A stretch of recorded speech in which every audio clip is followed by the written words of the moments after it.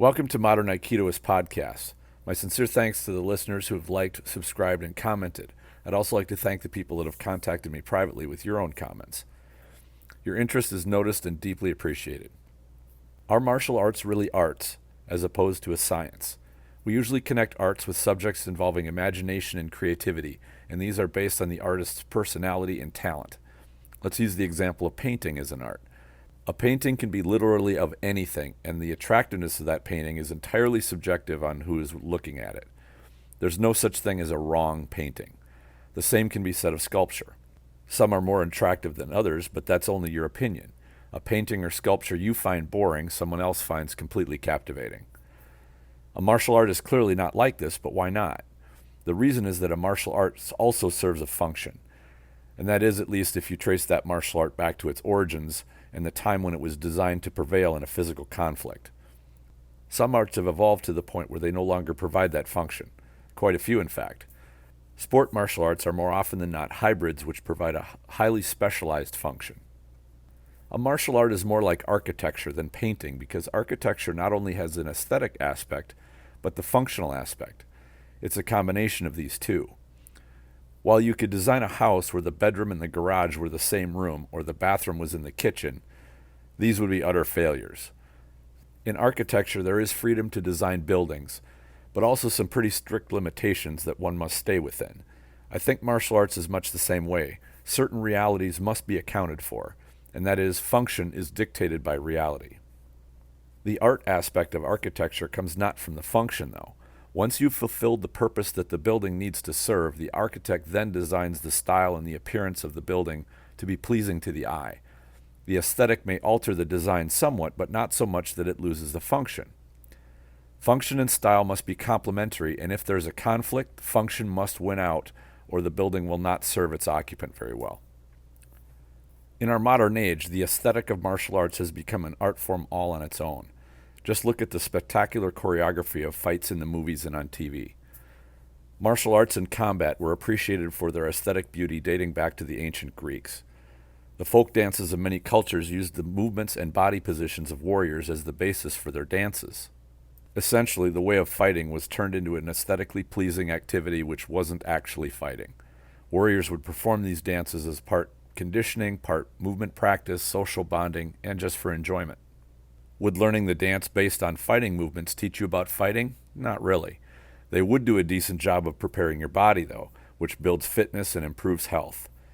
Even pursuing the aesthetic alone can provide benefit, but you have to appreciate the difference between beauty and function. When we think of the opposite of art, we think science.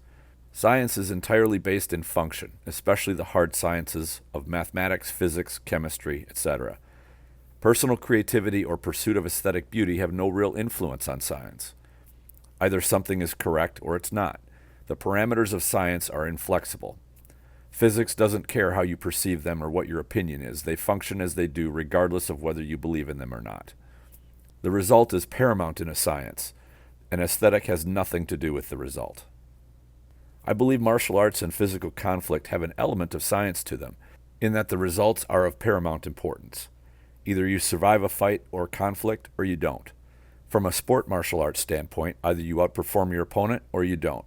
From a self-defense standpoint, either you survive your encounter or you don't. Obviously, fighting in conflict is not a pure science, but I think it's worth considering that it has some of the elements of a science, being that can you repeat success by using consistent methods? I find using scientific methods of testing technique to be extremely helpful in honing my abilities. Is there an aesthetic element to Aikido or martial arts? People often comment about how beautiful Aikido looks, so clearly the aesthetic aspect is being pursued these days. Was that always true?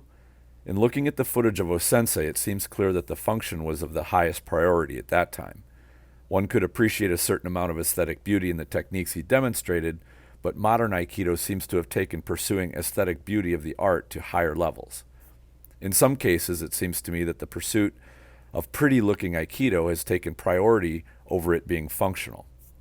The most obvious example is how long some nages allow an uke to be behind them. From a fighting standpoint, having somebody behind you is extremely dangerous. You can only allow that if you know that your uke or your attacker has been trained not to take advantage of this opportunity. and he won't attack you from behind, striking you in the back of the head, trying to control you or choke you. This is where I think Aikido has lost ground since Sensei's passing. Whether it was the pursuit of pretty-looking Aikido, a fun dance-like activity, or some combination of spiritual, meditative, or philosophical aspect, the martial integrity of Aikido has largely been compromised. To go back to the architecture analogy, you can build a fantastic-looking house with a very functional layout, but if that house is built on sand and lacks a good foundation, it will be unsafe to live in. It might look great for a short time, but it won't last long. The visual beauty of martial arts is heavily affected by movies and TV. It's there to entertain. We humans are drawn to things which are attractive to the eye. Hollywood and the entertainment industry found long ago that violence drew crowds. They also found out over time that crowds liked visually appealing versions of violence, and the violence which has been presented has drifted far away from reality into fantasy. Fight choreography is far different from actual fighting. The human brain, from an information processing standpoint, takes what it sees as reality. This makes us easily deceived by what we see. I believe this is why there are so many misunderstandings about violence and fighting, because what we see on a movie screen seems plausible. A lot of work and great care has been taken to make a dramatic fight scene look as though it could be real, and that's the magic of Hollywood. A magician can make the Statue of Liberty appear to vanish, and it looks like it really did, but our logical mind knows that it is physically impossible. If you don't know the solution for how the magician did it, the mind will forever be in doubt. Modern fight choreography is based on fighting movements.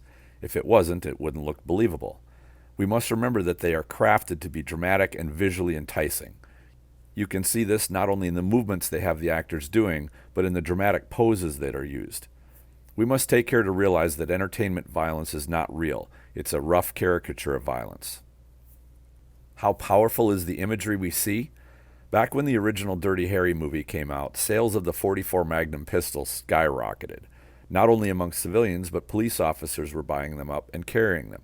It didn't matter that the .44 Magnum was an extremely impractical sidearm to carry. It's extremely heavy and unwieldy.